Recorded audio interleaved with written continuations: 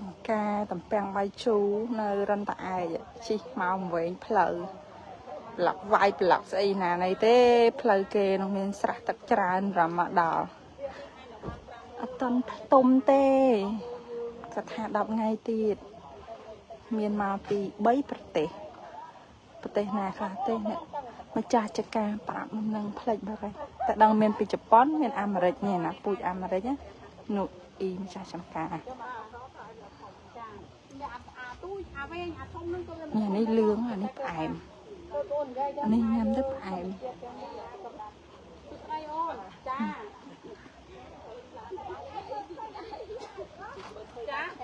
នេះពូជអាមេរិក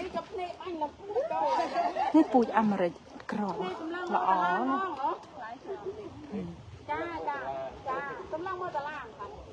អានេះពូជមកពីប្រទេសអ៊ីស្រាអែលនេះសំពេលថែខ្លួន10ថ្ងៃទៀតនោះបាសជប៉ុនអ៊ីប្រថាជប៉ុននេះមូលនេះនេះជប៉ុនអូយច្រើនមនុស្សមកច្រើនណាស់មកឲ្យទៅអស់លីងហើយហើយកំពុងមកទៀតតែពាំងមកជូតាមតូមេកន្លះខែទៀត10ថ្ងៃទៀតអាលឿងបើនេះវិញគាត់ថាកន្លះខែទៀតនេះបោះអាមេរិកបេះភ្លក់បានតែនេះបេះភ្លក់ចឹងមកនេះ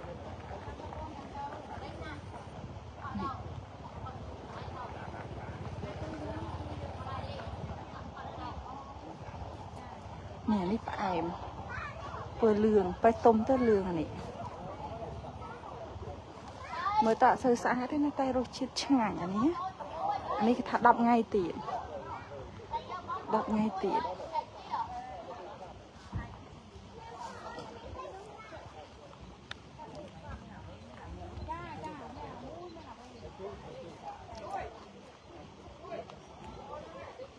អូយចង់ញ៉ាំអានេះណាលោកអើយនេះអានេះពូជរបស់អាមេរិកអានេះពូជរបស់ជប៉ុនអានេះណែនក្ដឺនៅខ្ចីនេះផ្កាវានេះផ្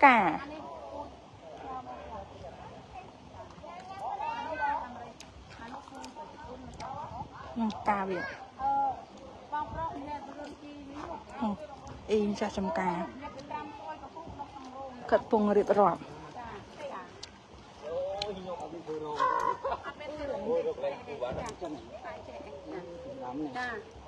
គឺអំនៅបាត់ដំបងធ្វើរោងចាតែយើងមិនទេចង់យើងតែបើយើងធ្វើបានហ្នឹងបាទរឹមជាប់នេះក្តឹបអាពូជអាមេរិកនៅអ៊ីម្ចាស់ចំការគាត់កំពុងតែប្រាប់ពីទិន្នផលអានេះទុំ1គីឡូ45000កូនចា45000ទាំងអស់លើកមានមួយដែរមានទាំងអស់ទេអាចជប៉ុននៅខាងនោះ$20អូចាមួយជប៉ុនអូយើងវែងចាជួមចាប់ទៅចាធំៗទេចាមួយឆ្នាំ2ខែចាយកមកធ្វើប៉ុណ្ណាយកមកដែលបានប៉ុណ្ណេះហ៎នេះចុងនេះដើមនេះយកមកហ្នឹងចាអាហ្នឹងគេមកជូរដែរចាប៉ុន្តែដើមឈ្មោលនេះណាអត់ផ្លែទេអូដាំយកឈ្មោលនេះយើងដាំធ្វើជាជើងទម្រដាំមកតែមីជាមួយទេអានេះយើងដាំធ្វើជើងទម្រអត់ផ្លែទេចាចាំបានឆ្នាំមួយឆ្នាំបើផ្លែយើងចាប់ពីដាំរហូតដល់ផ្លែគឺ10ខែទទួលបានផល6ខែយើងផ្លែចា6ខែផ្លែអញ្ចឹង10ខែនោះដល់ដាំរហូតដល់បានផលចា10ខែចូលស្រោចទឹកមួយថ្ងៃមិនស្រោចទឹកមួយថ្ងៃតែម្ដងទេបងម្ដងចាតែម្ដងព្រឹកទេព្រឹកតាមម៉ោង7ចន្លោះម៉ោង7ក៏ម៉ោង8ចានេះយ៉ាងចឹងល្ងាចលេងស្រោចទៅចា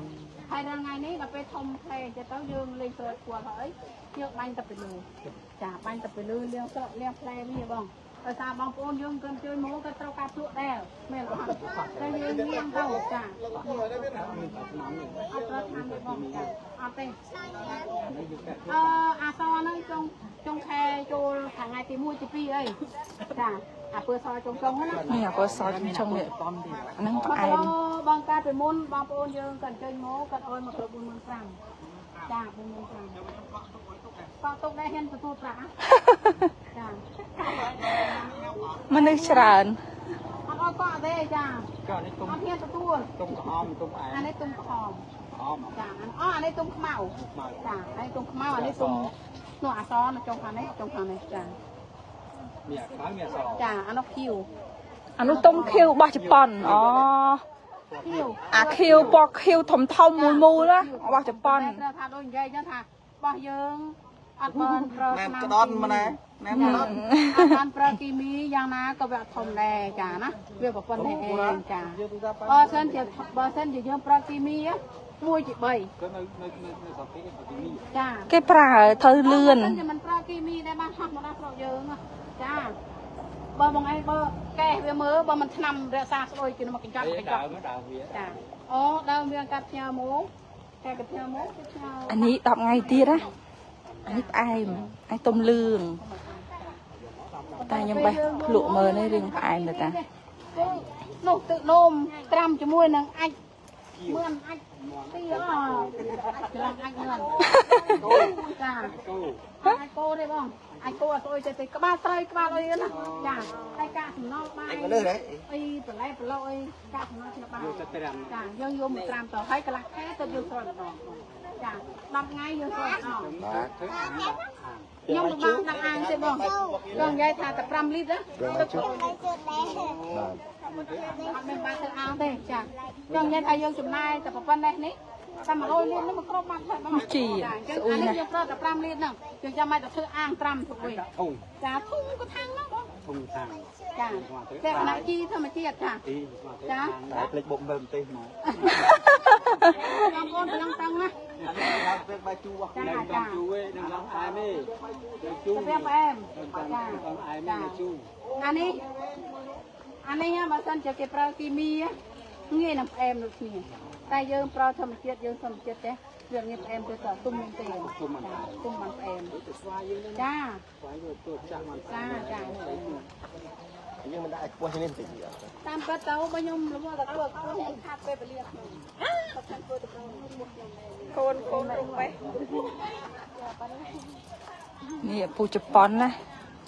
ពេលទុំទៅធំមូល1គីឡូ$20គាត់និយាយមិនក៏បញ្ជាក់ដែលគេលក់នៅផ្សារមូលពេលវាទុំទៅពណ៌វាចែកគាត់ថានេះទៅផ្ទះអស់ខ្លះហើយនេះមកបដាមកផ្សារទៅមកផ្សារ រយៈពេលថាអត់ទៅទុំណាស់ទេដាក់ជីកំពុងទេចូលមកចង្អាម